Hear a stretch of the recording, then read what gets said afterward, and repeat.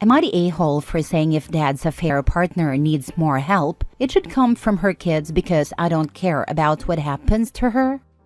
I, 16 male, live with my dad, his affair partner, now wife, and her 2 kids, 12 and 8.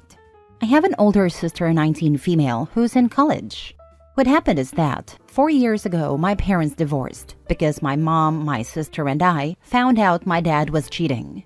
The affair partner's husband also found out about the affair. My mom and the affair partner's husband divorced their spouses, which left my dad and his affair partner to get married. The affair partner's ex stopped seeing the kids after he found out about the affair. And it's not because they're my dad's. They can't be, since the kids are a different race just like their dad. My sister and I turned our backs on my dad after we found out about the affair. Dad had been a good dad before the affair, but he stopped spending time with us and was always busy with work or in therapy outside of work instead of focusing on us. We later found out why. My mom got primary custody of us, and that was a huge relief. But mom died unexpectedly last year, and then I had no choice but to move in with dad and his affair partner. They tried to convince my sister to move in too, but she was going away to college and wanted nothing to do with them. When dad's affair partner suggested she should stay a while, my sister told her to die. Then she blocked my dad on her phone and only talks to me. We talk almost every day, and I keep her updated on how awful it is living with them. My dad made me go to therapy with them, but the therapist fired us because I wouldn't engage, and my dad insisted she find some way to help us. My dad and I argued, and I told him I didn't want to try or make things work. He told me we needed to because I couldn't hide behind my mom anymore. He said he was sorry for upsetting me and my sister, but we should try to understand that he fell in love. I told him I didn't care, and that I was only there until I didn't have to be, and then I'd do what my sister did. I do have other family, but none in the same state, and that's a big deal. My grandparents tried to get custody of me, but apparently, being 16, it doesn't matter because being out of state and having a living parent makes that a huge no. Now my dad and his affair partner are expecting a baby, and she has a bunch of complications. She has been sick a lot, bleeding a lot, and apparently her blood pressure is really bad. My dad and she wanted me to help her out when I get back from school and take care of things until my dad gets back, but I said no and ignored them. I actually just come home late after school, and if she asks me to get her water or whatever when I'm at the house, I ignore her. They told me how serious all of this is, that she could die and a baby could die, and that I need to help because of how serious this is. I told them they should ask her kids for help because I don't care what happens to her. I said I don't even want to be here and never want to be here. I told them they were sick and that they needed to leave me alone, because they weren't making a family out of the mess they created. They went nuts about how her kids are younger and how I should care for any human life. Am I the a-hole? Now for the top comments. Not the a-hole. Your father is an absolute POS. Instead of helping you grieve your mother, he decided to add another problem to your life by impregnating his affair partner. But what else can be expected from a cheater? He thought mom dying would get me and my sister back in his life. He didn't expect my sister to block him and for me to keep the walls up and the emotional distance going. But he proved to us how crappy he is, and we don't want to be a part of his new family. I wonder if his affair partner is freaking out that he'll cheat now that she's basically stuck doing nothing most of the day. 12-year-old too young to fetch a glass of water? Dad and affair partner are vile, and her kids may be a tad bit entitled. Not the a-hole. I don't think the kids are entitled. I think she just doesn't want to ask. Yeah, maybe entitled goes too far. We don't know their side. She's certainly enabling them in that direction though. I think the oldest has some issues with dad's affair partner because of the cheating and breaking up their family too. It doesn't look like they're too close. Next story. Am I the a-hole for telling my parents they'll lose my brother if they can't accept he doesn't want to date after losing his wife? My brother, 34 male, became a widower 8 years ago, and since then, he has remained single and has expressed that he does not wish to date or marry again. He has 2 children with his late wife who are 13 and 11, about to be 12. For about 4 years now, my parents have questioned why he doesn't try to meet a nice woman, or why he isn't finding more lady friends to spend time with, to quote them. His answer has always been that he does not wish to find anyone else. My brother attended grief therapy for a number of years. My parents refused to believe it did what it was meant to, because if it had, he'd be remarried long before now, and that's their stance. For a while now, they have been pushier about the topic. They have expressed to him that he should have looked to give the kids a mother figure far sooner.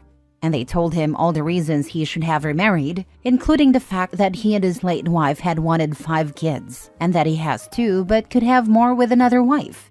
He told them he didn't want children with another woman, and he didn't want another wife, girlfriend, or lover. They have pleaded with him to at least date, whether one woman or multiple women, but to have a romantic life again. I'm in my brother's corner, and I told our parents they needed to leave it alone. He's an adult who is perfectly capable of making his own decisions. They said he's not doing what's best for him and that I shouldn't be supporting him and martyring himself for the rest of his life. They believe it's unhealthy to commit to only loving one person when they died so young. They said he has so much life left, and it's ruined the chances for the kids to have a second mom. But he could still grow his family and find another love. I told them they could want that for him. They could wish it, but they could not force it. I told them they need to respect him enough as an adult to accept his choice, even if they don't like it.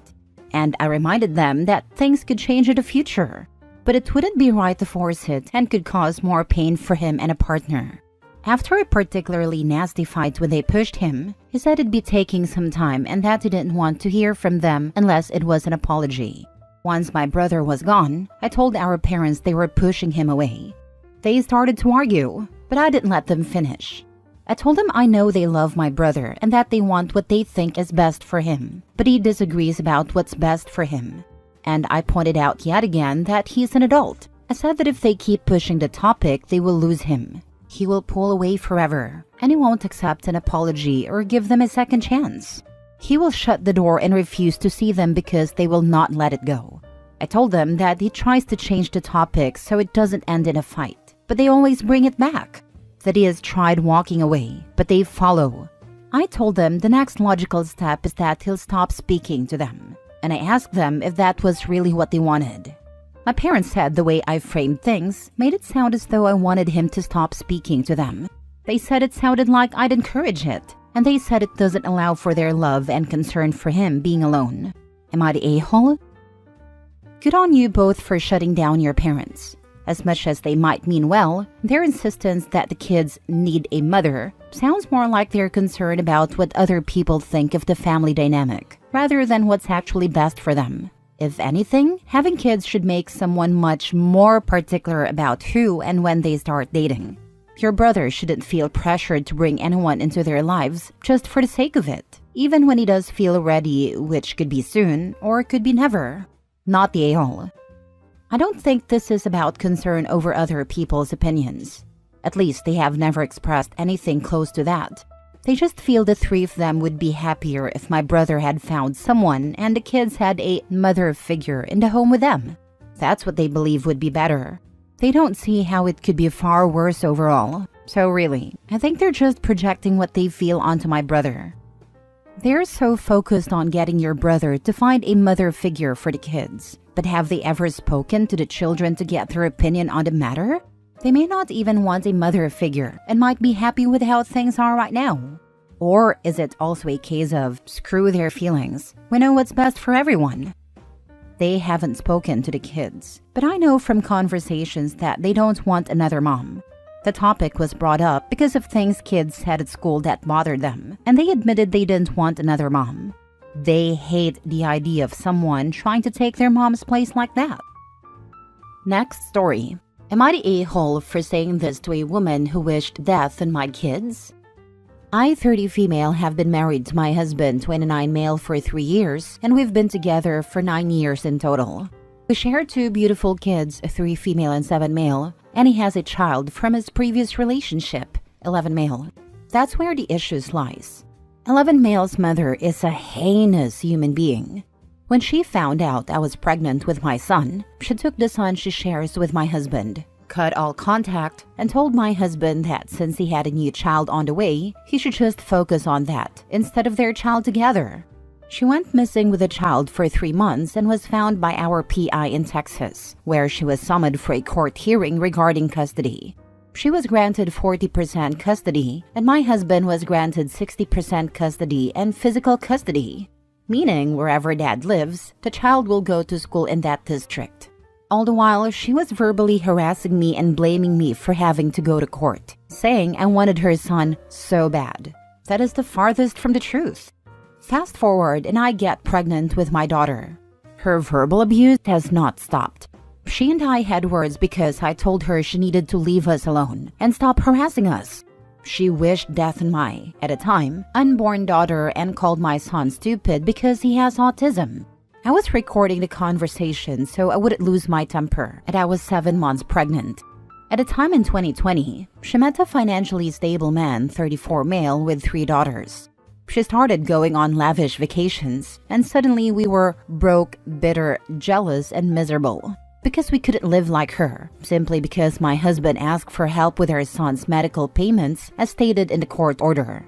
One of the teachers at her son's school called CPS due to domestic violence in her home. And she blamed me, of course, even though I knew nothing about what was happening to her. The case was found undetermined due to a lack of evidence, but her household was deemed moderately safe on 3-level scale, moderate being in the middle. Fast forward, we moved somewhere in the same county as her, but the school was about 30 minutes away from her home and 5 minutes from ours. Life happened, and we ended up having to move closer to my mother due to her health. Of course, the mother refused to transport her child to and from school on her scheduled days. Wednesday night, Thursday, and every other Friday. Again, the verbal abuse continued, calling us pieces of trash, saying we would never be her, blah blah blah. She never took accountability for her wrongdoings. She maliciously mentioned my children again, saying she hoped my kids would die and that they would never last in this world with a mother like me. Then I remembered her grandpa, who raised her, had died less than 6 months ago. In response to her poison about my children, I told her I would dig her daddy up and piss in his mouth for the way she was talking about my kids. Would I really do that? No, absolutely not. But I wanted to cut her the same way she was cutting me. She started crying on the phone. I do kind of feel bad, but a part of me doesn't at the same time. Am I the a-hole?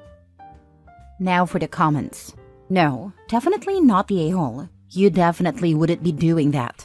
When such an a-hole of a person won't leave you alone, you gotta do something to kick him out of your life. Good job, girlie. You were pushed to your limit. Wishing death on your kids is beyond cruel, and it's understandable that you reacted strongly. When someone resorts to wishing death on kids, they've clearly lost all senses of decency. Your reaction makes sense. Definitely not the a-hole. People love to dish out, but cry as soon as you match their energy. Was it mean? Yes, but so were her comments about your actual living children. To answer some of the questions. 1. Were you and your husband having an affair? No. I moved to a new city and knew nobody. So I went to Facebook and added a lot of people from the city I was in that were around my age. That's how I found my husband.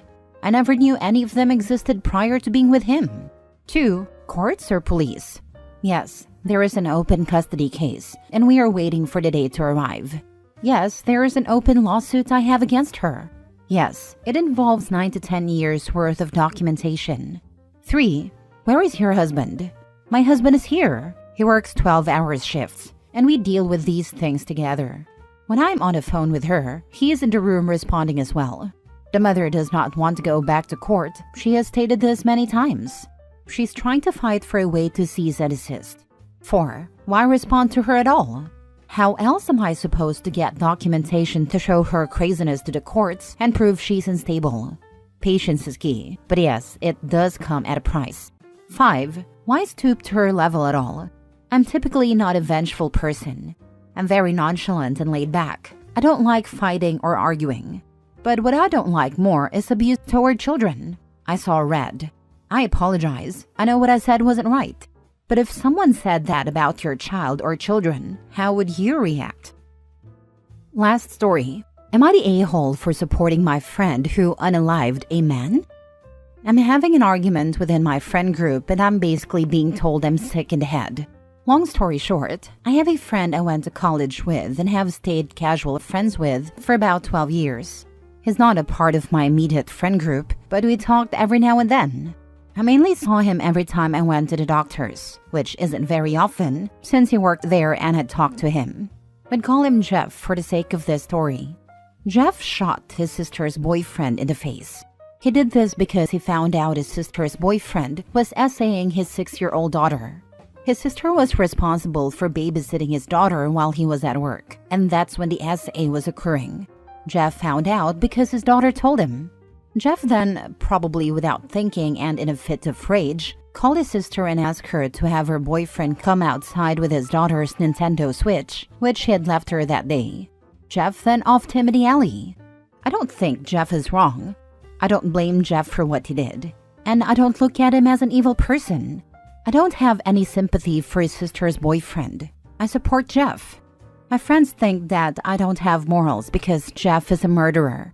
They don't believe any murder is justifiable. One of my friends, who is very religious, says that Jeff is going to hell, and the two wrongs don't make a right. My argument is that Jeff and his daughter are the victims here, and that while murder is wrong, Jeff did what a lot of fathers, and mothers for that matter, would probably do in his shoes. My friends say I'm messed up for condoning it and supporting a murderer. 2 of my friends are on my side, but 6 aren't. Am I the a-hole? Edit. I should have included this. Jeff is 5 years into a 12-year sentence. There's no chance my friends would ever have to be around him, so it's not that they're scared I'm going to bring him around or anything. Kind of a shame Jeff is going to prison for taking out the trash, but I get it. Anyone who touches a child should be thrown into a wood chipper, not the a-hole.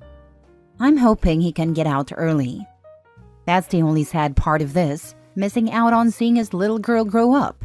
Very true. But at least he has the comfort of knowing that she won't be victimized again by that particular POS. Hopefully her aunt is also never allowed anywhere near her. Not the a-hole. It was justified. Some people just don't need to exist. This was part of my argument. I don't have any sympathy for pedos and rapists. Morality shouldn't apply to those who don't have it. I have sympathy for Jeff and his daughter. Not the a-hole. Jeff did what most parents would do in a blind rage after finding out something so horrific. While murder is legally and morally wrong, it's hard to call someone a monster for protecting their child in such an extreme situation. Your friends are focused on the letter of morality, but you're acknowledging the human instinct for justice and protection. 2 very different perspectives. That's what I think too. Like, I don't blame him at all for what he did. I can't really argue with my religious friend because I'm not religious.